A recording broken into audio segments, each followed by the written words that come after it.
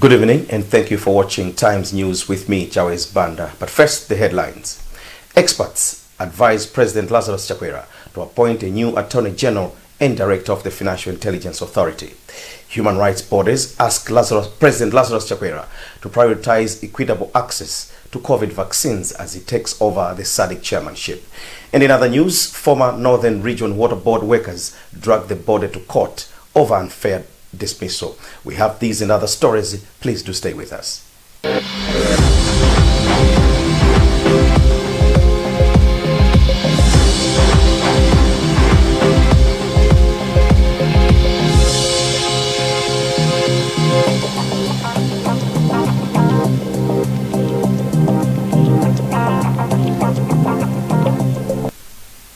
Now, the news in detail.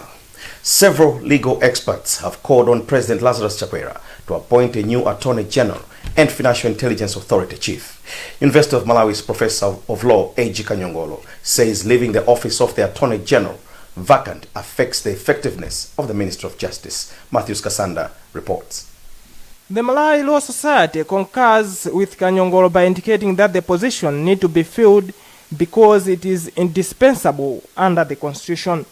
Malawi Law Society President Patrick Mpaka says in a constitutional democracy, vacancies in constitutional offices reflect badly on commitments to the rule of law and constitutionalism. Kanyongolo says the office of Attorney General is a constitutional office which has certain responsibilities. As such, it is not supposed to remain vacant because the office bearer is the principal legal advisor. You should not remove an Attorney General unless you are going to replace him or her almost instantly.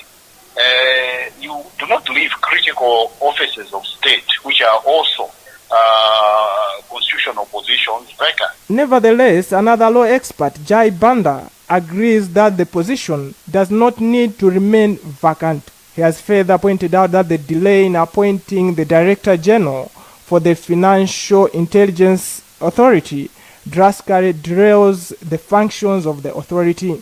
Perhaps another institution should be given powers to appoint. Failing to put, legislation to that effect, what it means is that the country will just be at the mercy of the president, and that he can decide just not to appoint, and then there's nothing anyone can do about it. President Lazarus Chakwera Executive Assistant Sean Kampondeni has told Times that the president is aware of the agency to appoint a new AG. He says candidates that the president is considering are being subjected to rigorous vetting and background checks. On the appointment of FIADG, Kampondeni says the speed of appointment does not depend on the president, but on the Public Appointments Committee of Parliament, which has so far rejected 2 candidates presented to it in the past 6 months. The Amnesty International, Oxfam and the International Commission of Jurists have asked President Lazarus Chakwera to use his position as SADC chairperson to ensure equitable access to COVID-19 vaccines by people in the region. Chakwera is scheduled to take over the SADC chairmanship during the 41st SADC Heads of State and Government Summit this week. Eric Msigiti has the details.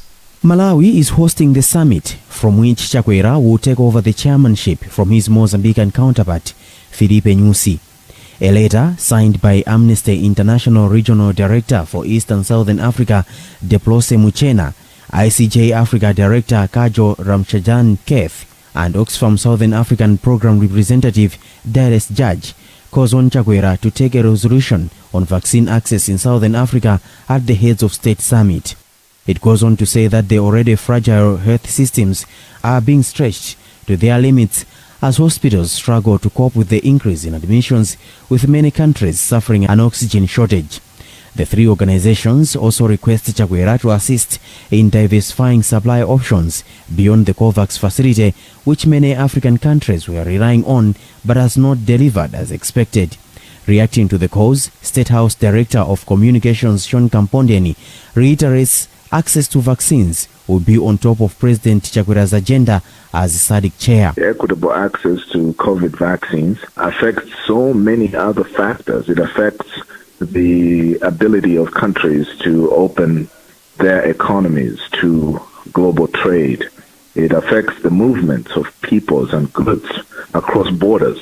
It affects the development of human capacity. And so the president has put this at the very top of his priority. In February this year, outgoing SADC chairperson Philippe Nyusi recommended that the SADC Committee of Ministers of Health establish a strong regional collaborative strategy to pull resources together to urgently acquire the vaccines for distribution to citizens in the region. Latest data indicates that with the exception of Mauritius and Seychelles, countries in the region have barely managed to administer one dose to 10% of their populations. Meanwhile, a deficit of 2.9 billion kwacha is affecting Malawi Red Cross Society's response to the COVID pandemic, which is now claiming an average of 23 people every day. Officials say the society has been looking at mobilizing funds amounting to 5.4 billion kwacha to effectively advocate for vaccines, among other interventions. We have a report by Matthews Kasanda. The society fears that if it fails to get the remaining amount, it may fail to reach out to individuals and organizations that need the support in fighting the pandemic. Malawi Red Cross Society Secretary General McBain Kanongoza says the pandemic is still claiming a lot of lives in the country. There is hope that donors will come in to assist the society.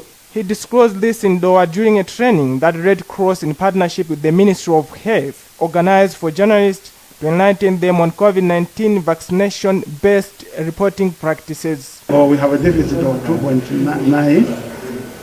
We believe that this is a considerable amount of money that we need to raise. However, looking at the trend, since we started involving ourselves in this COVID, fight against COVID, we believe that willing donors will come forward. We have enjoyed the donations from various institutions. Expanded program on immunization manager in the Ministry of Health, Dr. Mike Chisema, says the ministry needs various responsible players in the fight against COVID-19. As such, journalists also need to be engaged in the fight. Journalists are the special kind of people that are specifically trained to practice information sharing, which I wouldn't think is my area of specialization, if I may call it. So it's important that they are provided with this detail of information so that they are fully equipped.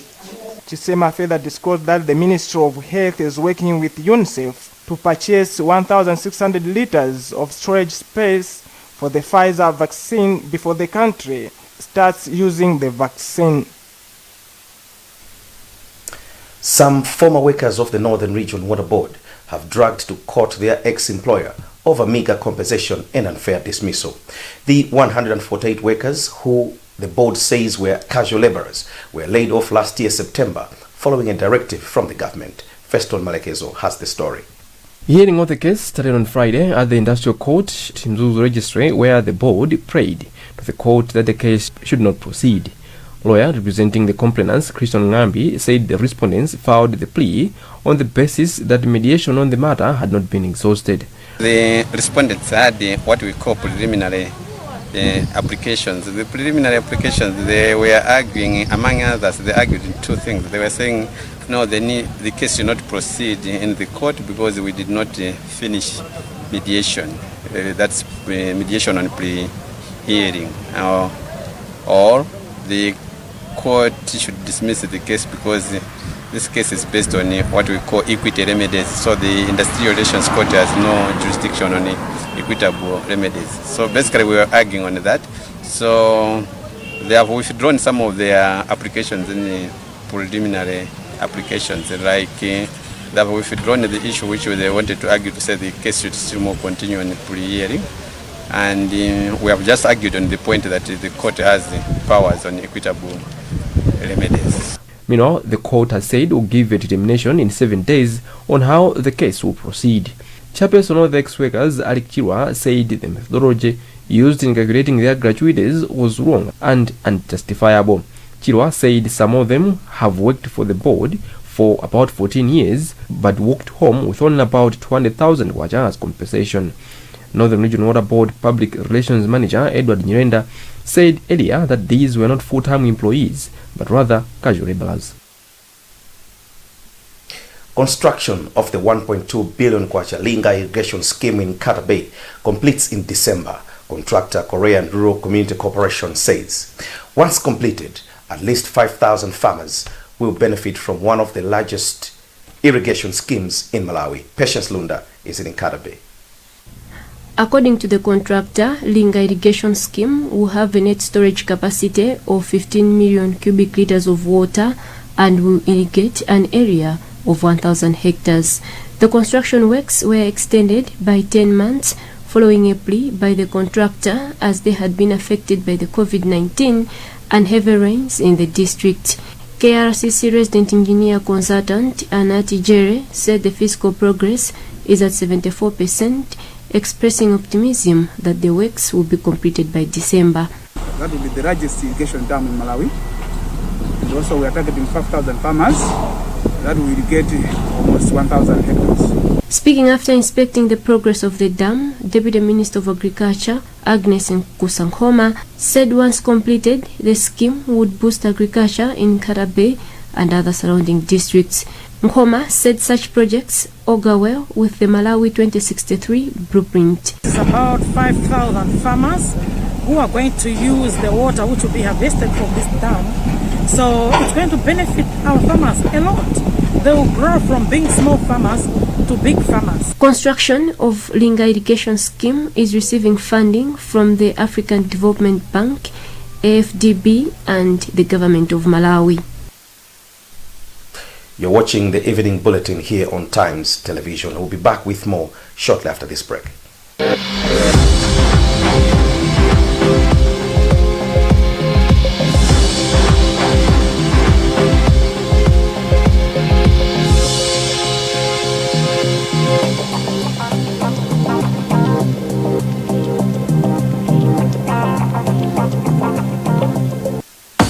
To achieve great things in life, you must do little things every day, like the 1, 2, 3 with Colgate. 1, wake up.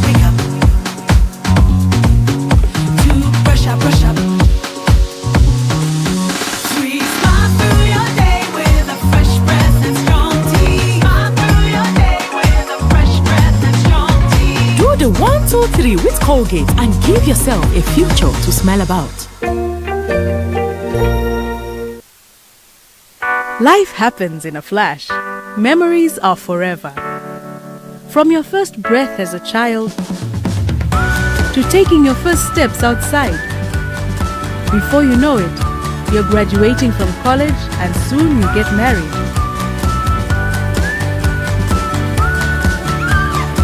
Time flies and you're celebrating the birth of your first child. Then suddenly, the people you love are taken away.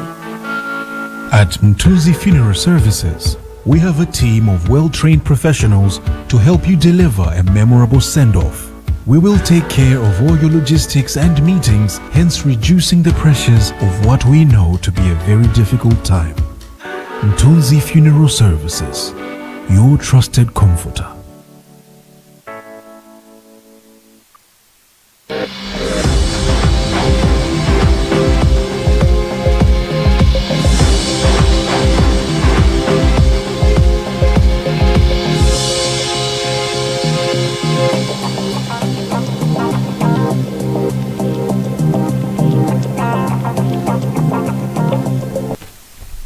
Welcome back to the news. India's High Commission in Malawi says it is committed to continuing supporting the country in several projects, including trade.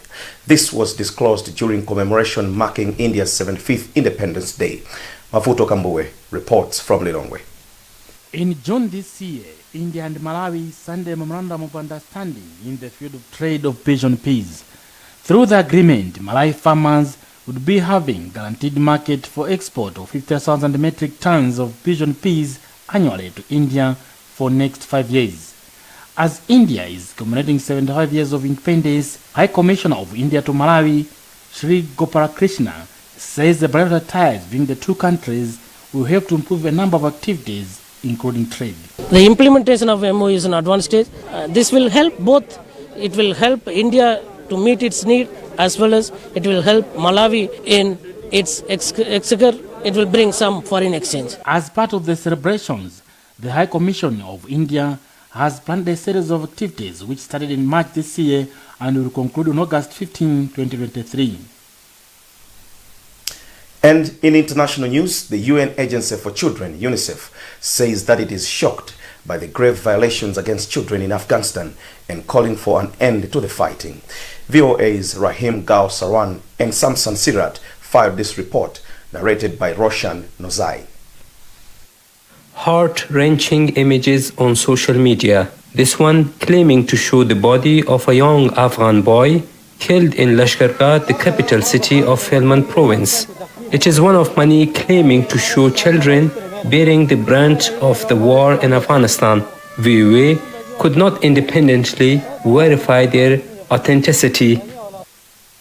UNICEF and Save the Children in Afghanistan said Monday that at least 27 children had been killed and 136 wounded in the 3 days prior. And I can tell you, this is just the tip of the iceberg. There are even more children who are injured and who are dying across the country. So we are really concerned. The United Nations said at least 1,000 civilians were killed in Herat, Kandahar and Lashkargah last month alone, as the Taliban began its offensives against these cities. The UN said more than 390,000 people, the majority children, have been displaced since the beginning of this year due to the ongoing violence. I fled with my 5 children. UNICEF has called on the parties in the conflict to cease fighting. And that is why UNICEF is calling on all parties to conflict to cease the violence now, to return to the negotiating table and broker peace, and to do everything in their power to keep children safe and to give them the childhood that is their right. Despite calls for dialogue, the Taliban have intensified attacks on the main cities across the country. For Imgul Sarwan and Samsama Sirat in Kabul, Afghanistan, this is Roshan Nurzai, VOA News, Washington. Well, that's the news for now, but before we go, the headlines once again. Experts advise President Lazarus Chakwera to appoint a new Attorney General and Director of the Financial Intelligence Authority. Human rights bodies ask President Lazarus Chakwera to prioritize equitable access to COVID-19 vaccines as he takes over the SADC chairmanship. And in other news, former Northern Region Water Board workers dragged the body to court over unfair dismissal. Remember, you can get more on these and other stories by visiting our website www.times.mw, liking our Facebook page Times360 Malawi, and following us on Twitter at Times360 Malawi. Remember to wash your hands regularly, observe social and physical distance, and mask up. Please stay safe. You have been with me, Jawes Banda. Have a lovely